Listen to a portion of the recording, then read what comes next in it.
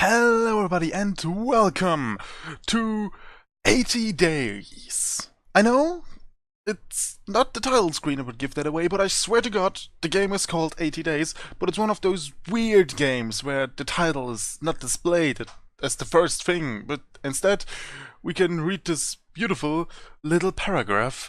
London, 1872. I've entered into the service of a new gentleman, it would seem.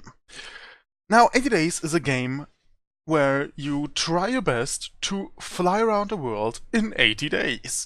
Why exactly, we will find out shortly, and, well, it's kinda weird to do an intro on the screen, so let's just jump into it, I would say. And now we also have music, which is great, at least for me. It would seem he's a gambling man. Inkle presents. Thank you, Inkle. In association with Cape Guy. Directed by John Ingold and Joseph Humphrey. I hope I pronounced those correctly. Script by Mac James?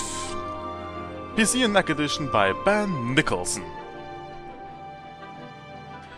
Jom illustration Tom Kyle, Lawrence Klapman and Alan Chess.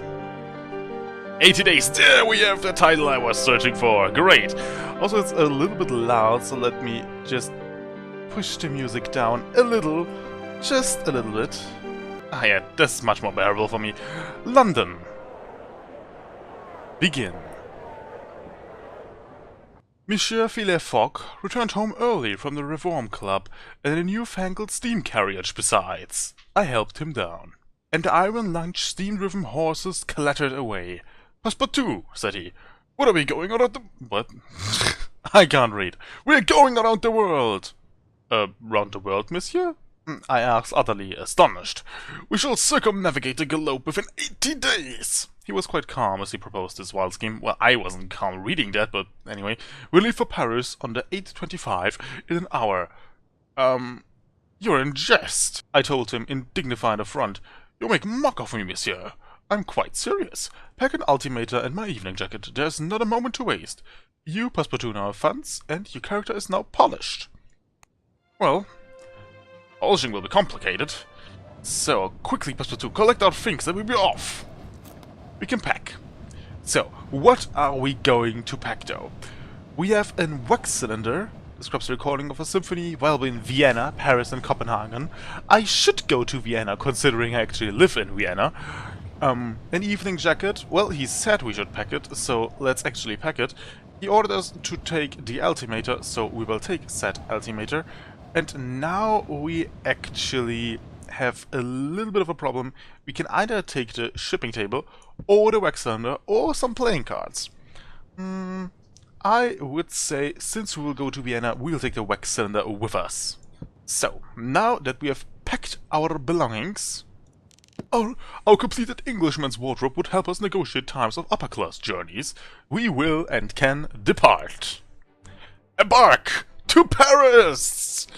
And hereby we start our journey. 80 days off. Let's go. The journeys are really slow, to some degree.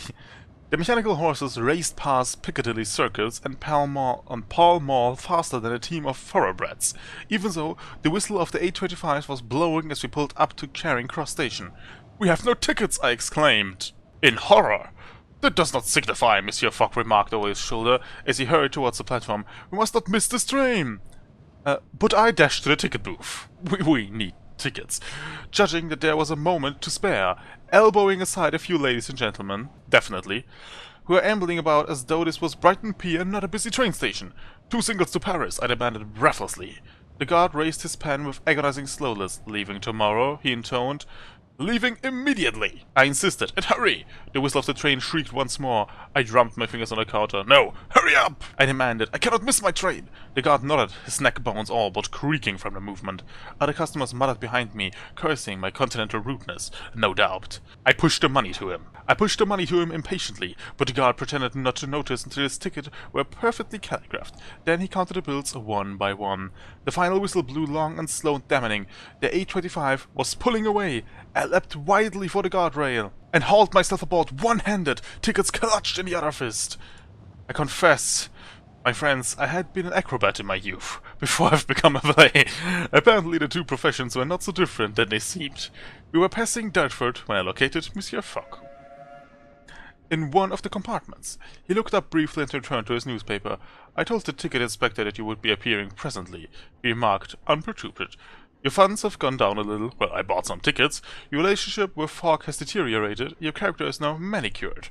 Well, I do have to buy tickets. Sorry, monsieur. I'm in fine form despite your efforts. I did great. I did perfectly. I am the best butler in the world. London's smog gave way to rolling hills and the pastures of Kentish countryside, still untouched by the hand of technological advancement. Well, I would not be too sure about that when I'm looking at this locomotive here. Monsieur Fogg read his paper. You demanded to know the purpose of a journey, or we passed the day in silence. Monsieur Fogg read his paper while I recovered my breath. Definitely, I've had a hard morning. As afternoon turned inexorably to evening, I discovered that my master was one of those gentlemen who broke their silence rarely, if at all. A guard rapped on our door. A guard rapped on our door a few miles before Dover. "We're about to submerge," he warned. "Take some people a bit funny, so watch out." But it's safe, is it not?" I asked, a trifling nosily. "I've done this route 300 times and have drowned," the guard replied carelessly. "Every inch of the amphibian express has been examined and stamped with artificer's seal.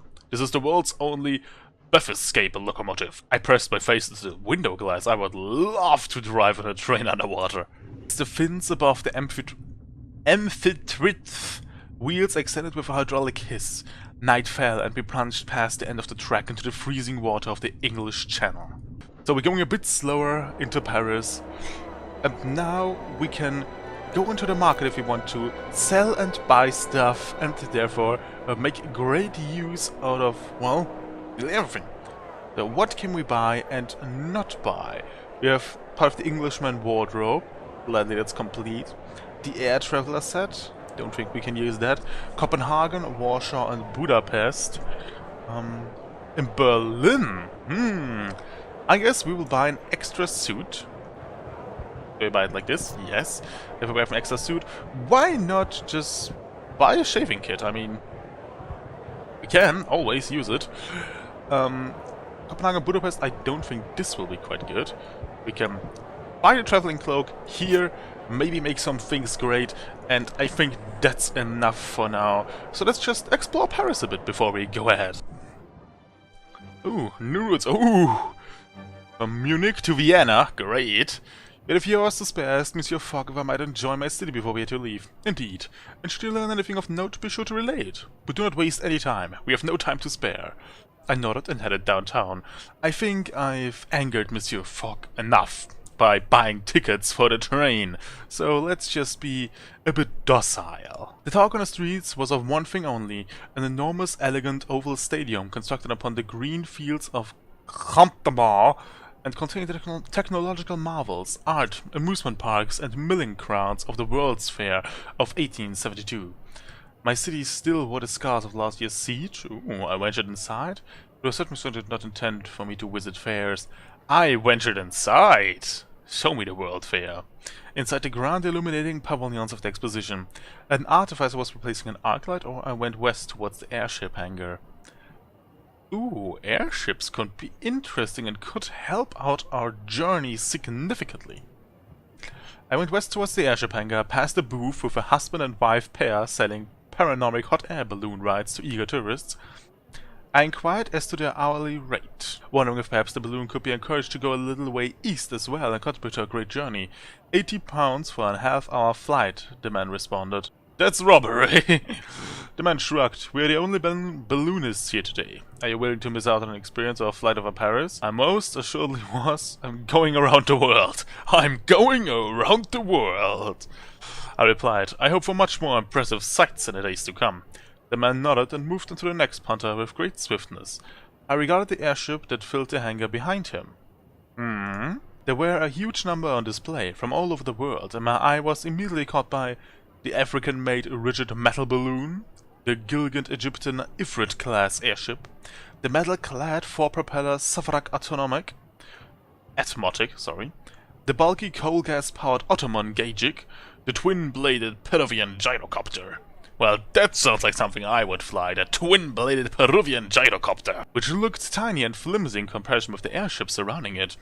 They say that Eichwans invented the first gyrocopter, boasted the dark-haired pilot, pushing up her goggles to give me a wink.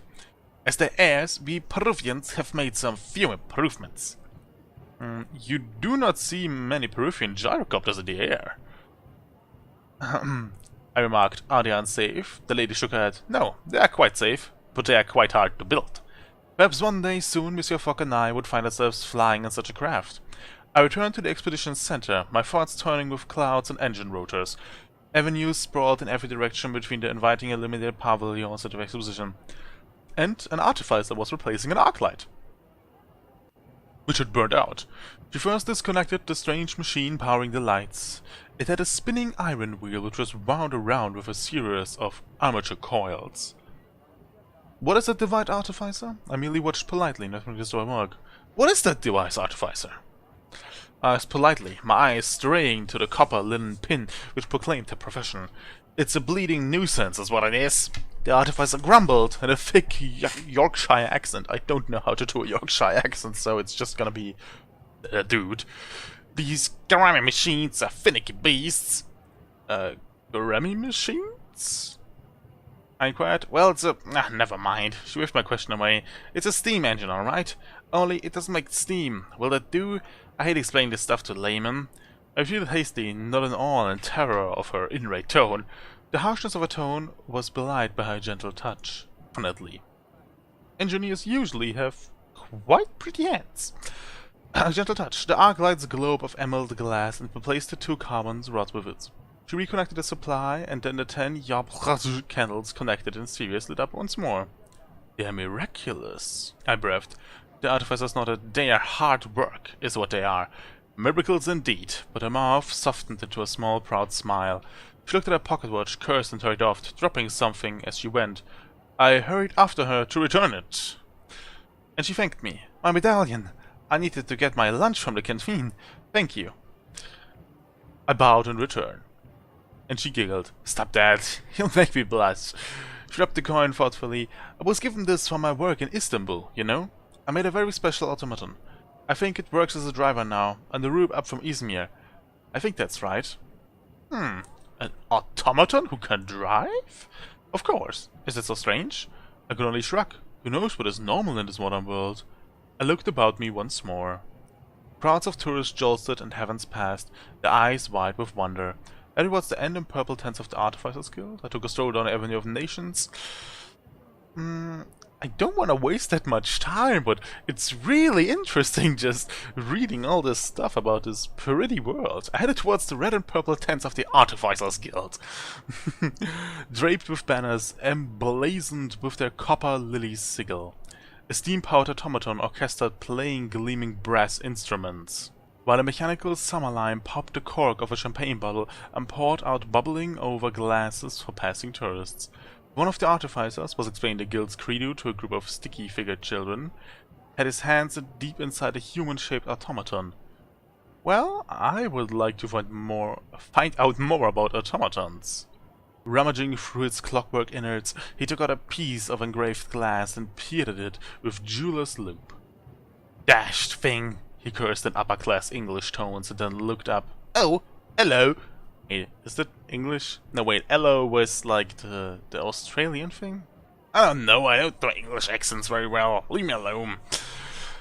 Oh, excuse me, I didn't mean to interrupt you, I said politely. Nonsense, young man. He waved the glass shut dismissively. I'm trying to build an automaton that can cook, you see, but it's not going well. He looked mournful. This one can't even fry chip. Surely humans are perfectly capable of cooking. Oh no, how long have you been trying? I asked. It's been a dream of mine ever since I was a young lad at boarding school. It's why I became an artificer. The wistful tone dropped into horror. The things old Mrs. Parsons could do to a cabbage, the tender stomaches of Britain's youth would be much safer in mechanical hands. Perhaps they should simply hire French cooks. No, we do not do that. Do you cook yourself? I smiled and left his man to work. Do you cook yourself? Not a jot. The artificer replied cheerfully and then stroked his mustache. You suppose that's the fly in the ointment? He thumped me on the back. Good for all, old chaps. Old chap. Perhaps I'll go and find myself a cook to model my automaton upon. The artificer smiled. I wished him well in his culinary endeavors. I was rather skeptical of his ambition. I wished him well in his culinary endeavors. Technology is a true marvel. He was at least in the right city to find a cook, and returned to the center of the exposition, ears ringing with the bombastic tones of a steam orchestra. My feet were tiring, and the hour was growing late. I returned to Monsieur Fogg, who was eating a meal of plain boiled bœuf à la... Do you enjoy the expedition? Did you enjoy Did you enjoy the exposition? My master inquired diffidently. As I thought I had been out visiting an aged grandaunt, having preferred a hearty meal in an English newspaper, and I nodded. Well, having preferred a hearty meal in an English newspaper, I would definitely rather stay in London than in Paris. To all the wonders that the modern world had to offer, nothing else could possibly impress me now. We are unspeakably lucky to live in such an age of invention. We will travel by airship, do you suppose? Will we travel by airship, do you suppose? Do you think we'll encounter artificers on our travels? Will we travel by airship, do you suppose? I think it highly likely, he replied. They are expensive, but extremely fast. I dreamed that night of mechanical wonders and automatons with beautiful animal faces, knowing little of the strange inventions and stranger people I would soon encounter in my journey around the world. Your character is now polished. Again, it seems. Ah, there's the route from Izmir to Istanbul. Interesting. The clock is ticking, Boss, but we must decide our next step quickly. Oh, definitely, definitely. So, we only have a few hours. Where will we go? This departs in 2 days, departs tomorrow, departs in 3 days. The question is, can I actually go from Vienna to Berlin, and maybe over Berlin, a longer way to Warsaw, Minsk and Moscow? And from Moscow, we can go nearly all the way by train up to Vladivostok. I think that's a really good plan. So, let's go to Vienna. Yes. I'm quite sure this departure could be altered. In 2 days? And I can only think the Englishman's wardrobe should yield results. No charge for tomorrow. Yep, I will take this. So it will go tomorrow, so we can now... Next departure leaves tomorrow. To travel this way, we'll have to stay the night. Yes, this should not be the slightest problem. And the Englishman's wardrobe actually was quite useful already. So let's sleep a day, and I guess tomorrow we can take the train. We took a hotel for the night. We'll be comfortable here, Monsieur Fogg remarked, but traveling overnight will often be more efficient. So we must board the longest journey available. Perhaps, he replied, the short answer indicating I think that one-day journeys might often be more flexible in their timing and could allow for more connections. Still, the surrounds of the Hotel Ritz were most enjoyable. So, depart. Can I now? Yes, I can depart at 6 p.m. Hire space in the guardsman for 50, so we can carry some more stuff with us. And let's be on our way to Vienna! I will be home soon! Boarding the Orient Express was an altogether calmer affair than our race through London had been. Mechanical porters loaded us in through the windows, then snapped them shut with a delicate click. The train was extremely fast, very beautiful. The train would be the first leg of a much longer journey. The train was very beautiful. A jewel of both European design and European diplomacy, within the Compagnie Internationale de Wagons Libre, having persuaded several English empires to be linked together by the train line. It was uniquely placed to sweep us across Europe. It was one of the many modern developments that had led to Monsieur Fogg's wager, of course, and so it was no coincidence that we should be aboard. A last long whistle blew and we began our journey east. I can converse? Begin conversation. Greetings, monsieur. Can I help you at all, monsieur? I'm the guard of this train. I would like to ask you about Vienna. What can you tell me of Vienna? There are strange rumors about the Austro-Hungarian Empire soldiers. Ooh! Seems we are still Austrian-Hungary in this time of... Seems we are still Austrian-Hungary in this age. That's interesting. Vienna, Budapest, Prague, Venice. I guess you would have to go to Prague in order to visit Berlin, so The route from Vienna to Prague seems unlikely to me, but now the Orient Express is a fine train, is it not? Indeed! The very finest. I'm proud to serve aboard here, let me tell you. So, anything else about Vienna? You say no room to Prague, sadly, so we most likely will not get any money for the champagne I bought, sadly. Budapest has a train route in our time, so maybe it will have one here.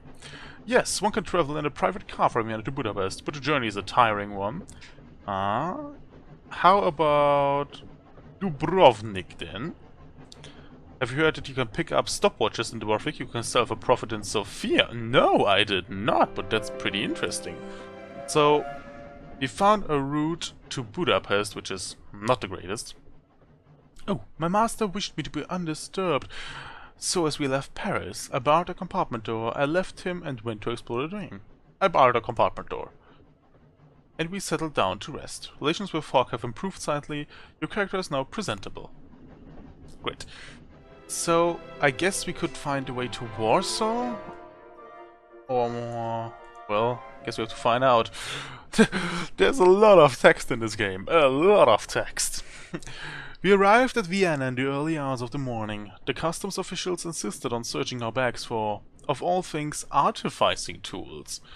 Well, I queried the official. Foreigners are forbidden from making automata within the borders of the Austro-Hungarian Empire, he repeated with a bored expression. A strange state of affairs, but I was hardly an artificer. And so it mattered little. The sun rose in the sky as we left the station, illuminating the wide, tree-lined avenues of Vienna in pale, welcoming light. Ah, Vienna. A beautiful city. Oh, excellent, could ask you. Well, yes, definitely it could. Let's search a bit, so we can... Ooh, Venice and Warsaw, exactly what I was looking for. I did not see a single flesh-and-blood soldier in Vienna, the city of music. My dear friends, the rumors are quite real. The Austro-Hungarian Empire's might is built upon its armies of mechanical men. They are a magnificent sight. Oh, we have an army? We! Austria has an army. I'm so pleased by this. Austria has an army. We are the laughingstock of the world right now, but in the steampunk universe, we have an army. They are a magnificent sight, arranged in gleaming rows along the wide Persian-style boulevards. Their animal uniforms shined to a polish. As I watched, I was approached by a bookish fellow, hurried out from under the impressive eagle-arching portcullis of the Zügerhaus, the imperial armory.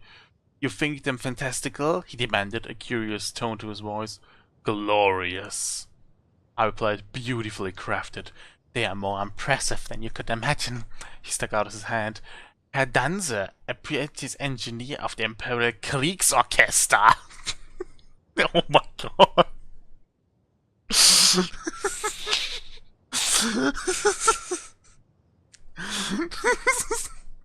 Everybody's not speaking German will most likely not get that joke, but a war orchestra seems cool.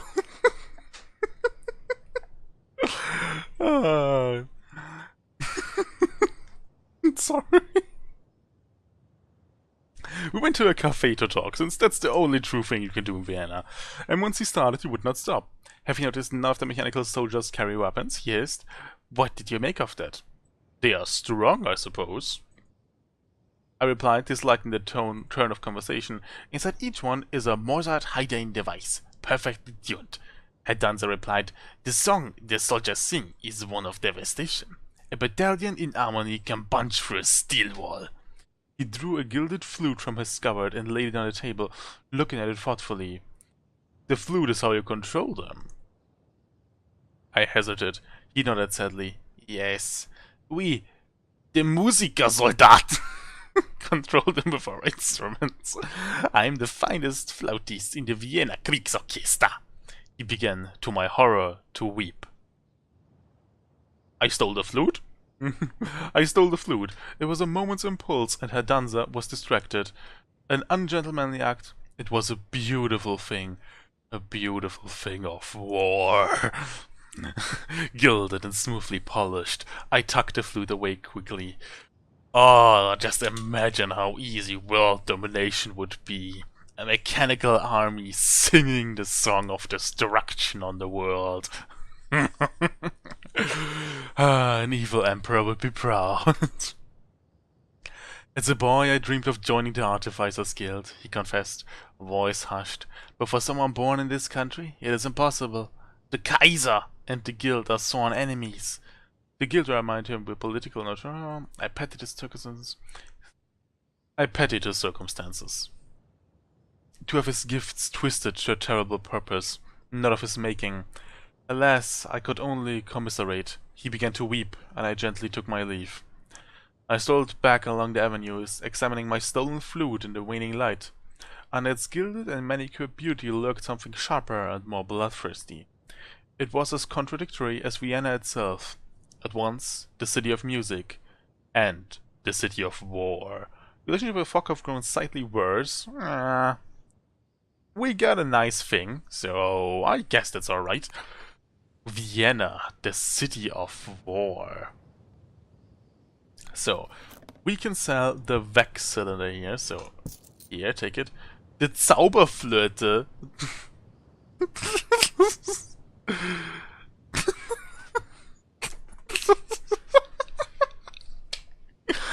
I love German stuff. The Zauberflöte. It's just so beautiful seeing something blatantly German, with no intent of hiding it, just slapped in a completely English French gauge, just like, well, screw it, here, German, vumps. Okay, so, let's see. Do we have anything here that we want to buy? Long cabled knit wool scarf, perfect for riding the front seat of a car, part of the Dusty Road set. What's the music box? Antalya? No. Part of the engineer set. How many parts does the engineer set actually have? If I go over that way, I see it. One of two, so if I have those two, actually do have the engineer set done. Well, pleasure good for diagnosing problems with solar system, part of the engineer set. So we are an engineer now, great! We only need one more part of the traveler set. We have the complete Englishman's wardrobe, which is nice, in my opinion at least. So let's set a route for sorters like this, so I know what stuff is what. I would say let's start it like this, so this is good. Alexandria, Berlin, you actually will not sell since I won't go to Berlin, so here, take this. Of the Dusty Road set.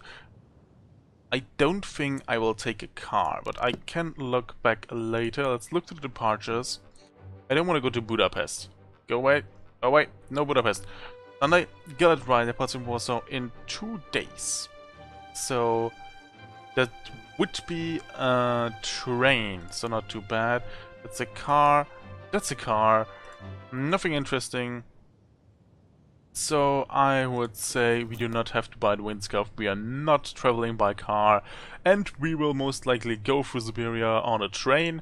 So, yeah, I would suggest let's go to Warsaw, or at least try to negotiate further of dollars.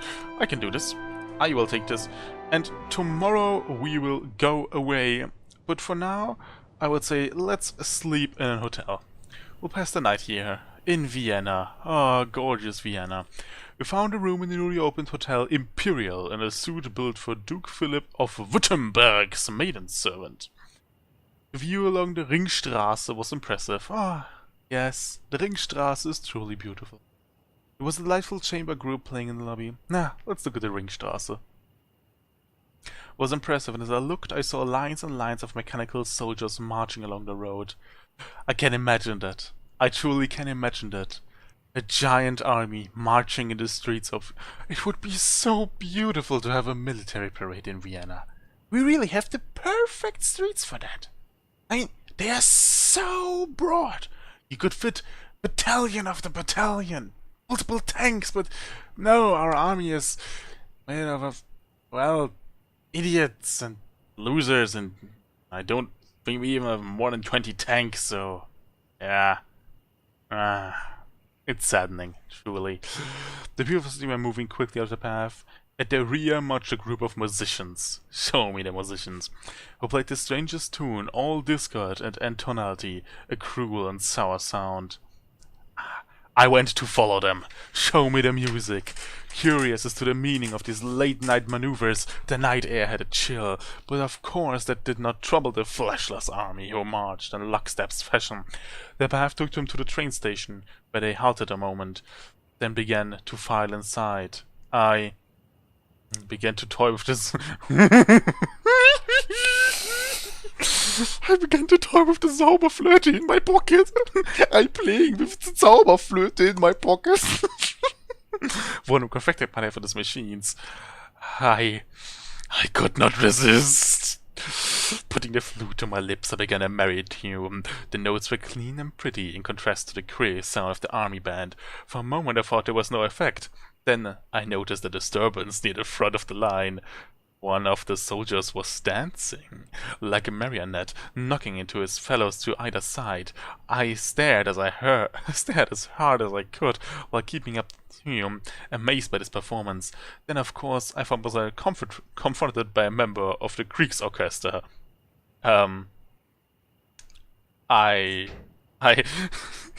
Fucking KRIEGSORCHESTA!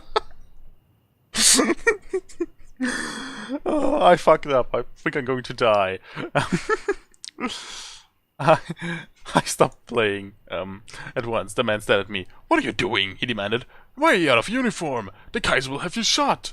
"My apologies. I will go and change." I replied quickly. The man waved me away and I ran down a side alley, over a wall, and limped my way back to the hotel embassy of Fuck, to whom I explained everything. I'm sorry. Much to his pleasure. I don't think... I'm sorry. I don't think I'm a good person. I'm back. It's a bearable route, and the gallant rider will hopefully take us to Warsaw quickly. It was not the Orient Express that took us northeast from Vienna towards Warsaw. The train traveled to exotic locations. We were destined for the gloomy cold of the north and to the paws of the bear of Russia. Aboard the train we stayed to ourselves, I fell into conversation with a Russian gentleman, who, as he told me at great length, was making the long journey back to Vladivostok via Moscow on the Trans-Siberian Express. I asked him about Moscow, and he shrugged. "A nice enough city to pass through," he said, "but not one to stay in. Too easy to offend the Tsar and his loyalists there." The train shuddered. I told him about our journey. Maybe he can help. I told him of our journey, and he smiled at the whimsing of it. "There's much to see in the world, or so I hear." He bid me farewell, and I returned to my compartment. Converse. "Greetings, Monsieur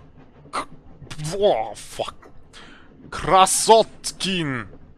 Krasotkin. Greetings, Monsieur Krasotkin. Good evening, men of France." Begin conversation. "Warsaw. Now, what do you know about Warsaw? Have you heard that Minsk can be reached from Warsaw about the Belarus Express?" I did not, but that's actually pretty interesting. Thank you for that information. Let's ask about Minsk. What do you know about Minsk? Minsk is really very cold. Well, that's Russia. So, what is the thing up there? I can't see what thing is up there, and I'm not good. Okay, I don't want to go to Prague. Odessa, in which direction is this? This Odessa's there. Budapest, no. Tsartzyn, maybe? Is that the thing up here? It's possible from Minsk to Tsartzyn. I'm afraid I have to go now. Okay. Bye. Oh, we can go to Moscow over Minsk, so he told me about the whole journey. That's sufficient. Let's go to Warsaw and maybe make a bit of purchasing. The train itself was comfortable enough and fast. We arrived in Warsaw before nightfall. The evening jacket could earn us well here. We can sell that. Oh, looky looky. Part of the Russian gentleman's wardrobe. Well, Benevens, Helensky, and Minsk. Wait, aren't I in Minsk? No, I'm going to Minsk next, so I should definitely buy that. The evening jacket I can sell right here for that's a lot. And since I'm most likely traveling cheaper, that's a good investment, I think. So give those away and buy the 4 coat. How much of that? I need one other part of that to actually unlock the Russian gentleman's wardrobe, which could prove useful if I decide to go somewhere else. I'll trouble you not to play the demony accordion in my presence again. Alright, I'm sorry. So, to Moscow it arrives Tuesday. As expected, the path could be altered. It just runs from Moscow across Russia. Can I actually just directly travel to Vladivostok in 20 days? Well, that's actually a long way, but I think it's pretty efficient. We should try to do that. So, it will arrive on Monday. We have Saturday, meaning 2 days, and we cannot spare 2 days. Ooh, pretty demanding. In that case, how about no? Let's pass the night here for now. Maybe we can find something interesting tomorrow. We walked the streets of Warsaw, feeling the air of a different continent all around. In less than 2 generations, the Tsars had made this little outpost all their own. But there were the signs of dissonance in every corner. They've made it much nicer too. Definitely! I love the Tsars! They're great and happy! And yeah, please don't kill me! I already fucked up the KRIEGSORCHESTA. They've made it much nicer too. They're building works on every road, with great digging machines sitting idle during the day and coming to life in the evening, as they carve out sewage and water systems that will allow the city to grow to enormous size. A touch of empire can do wonders. Definitely. I remarked to Monsieur Fogg, but his eyebrows scolded me. No good will come of this, he replied. Only malignant growths and rust expand at such rate. He shook his head sadly. When will people realize that only the English are fit to run an empire? Screw you, Austria-Hungarian Kriegsorchesters and Zauberflöten! Pah! I agreed emphatically. No, I did not argue. What would have been the use? A gentleman lives in a gentler world. I've improved slightly, that's good. Explore. We have some time, so let's just look if Warsaw has some magical things to show. Stockholm, Helsinki, and St. Petersburg. Going out in the day, I encountered an incredible creature, as tall as a house, with wide swinging metal arms like a rampaging giant. I stared, gaping as the terrible machine stumped from foot to foot, slowly rotating, and then I saw that in his chest was a man, using levers and switches to operate the colossal device. It was a gigantic walking exoskeleton. I waved to him, and he looked down and tipped his cloth cap. What is this thing? Are you safe up there? How does it work? What is this thing? I demanded. It's a Kodunki, he said, from Novorossiysk. They've shipped the fuel to help us with the building work. From Novorossiysk, you say? Actually, are you safe up there? I asked. Absolutely, he called back. You're more at the risk down there. He pulled the lever and the machine drew back a massive arm. How does it work? There are 2 levers for each end, and they work on ball sockets. I'd let you try, sir, but I must go on with my work. The drawback arm smashed to a wall, the building fell into a cloud of dust. I jumped back. Excuse me, my friend called, but I must get back to work. What an incredible sight. Yep, truly a sight to behold. Ooh. We could be... This is today, right? Meaning... I guess. Yellow means today. Yes, it would be a ship though, and it's really not good for Monsieur Fogg, as you can see. How is actually the route to Moscow, or Minsk rather? It's not that bad. It's not good, but it's not that bad. So let's actually wait a second day. Hopefully this will not take us too long. What remained of the day, I washed and hung a la and helped the kitchen staff to clean, spent a while talking to near. I helped the kitchen staff to clean. Earning £69. Nice! So we've got a bit of money. And now we will go to Minsk. Luggage suspects for 2, but we have 3. Can we actually... There's nothing I want to go drop, so let's go to Minsk, just buy extra luggage, it's alright. The fur coat from a Russian gentleman's wardrobe should soften things a little. Yeah, nice! We actually are efficient. Oh, that's a beautiful iron train. We climb aboard the train. Monsieur Fogg settled in a far corner like a dusty old uncle, and I pressed my nose against the glass. Watching the bleak countryside roll past, trains are such marvelous contraptions. I could have been an engine driver myself, I think, if I weren't so dreadfully clumsy, or if it weren't such a dirty job. Ugh. A life of coal scuttles and engine grease. Mon Dieu. Truly French. Conversation. Greetings, mademoiselle. Good evening. Let's talk about Minsk. Oh, really, monsieur? Yeah, it's really cold up there, believe me. Well, you can also travel this way to Moscow, I understand. Speaking of trains, I understand Omsk is connected to the by rail, with the fares about 1,500 pounds. That's a lot. But I don't know what is, or where it is located, so I think I'll prefer Moscow for now. But, well, let's just ask about it, I guess. Have you heard that only bank in Houston has gone bankrupt? Well, that's actually not that great. Oh, but I can directly travel to Vladivostok. Will it go from Moscow? Yes, one can sail by fisherman's boat from Moscow to Vladivostok. Interesting. So you can go here. Wait a second, From where to where did you say? Oh, from here? Was it here? Was Azuski? I think it was this way. I'm not sure right now. There are too many names that I'm not good at geography. We arrived at Minsk after nightfall and disembarked. The accordion could earn us when, definitely could, but for now, let's sleep a day. We'll pass the night here. Maybe tomorrow we can take the same train onward. A very cold newspaperman offered me a sip of Turkish coffee at a tram stop in Minsk. My grandfather was French, he said blandly. Then we are compatriots. I toasted him with my ceramic tumbler. I do not think so. He spat it to the ground vehemently. I did not know him. He was one of Napoleon's soldiers.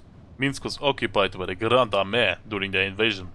He did not speak in a particularly accusative tone, but any words I tried to say in reply concluded the back of my throat. I managed to choke out. I'm sorry. Sorry? He turned to me and smiled with half his mouth. What are you sorry for? You did nothing. He gestured with his cup. You're traveling? We head from here to Moscow, I think. We'll cross Russia to Japan. Who knows where we're going next? We will cross Russia to Japan.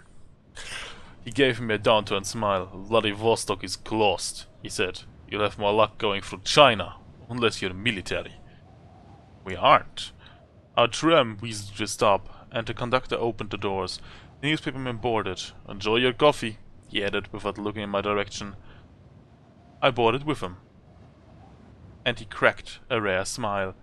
If I were traveling, you know where I would choose to go? As I know where I would choose to go. And where is that?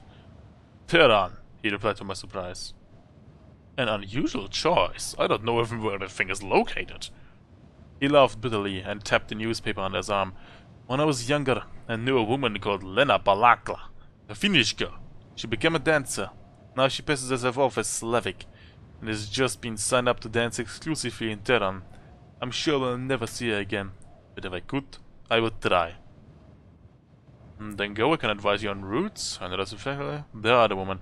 Then go, I can advise you on routes. I would never find her. Lena Palaka is gone.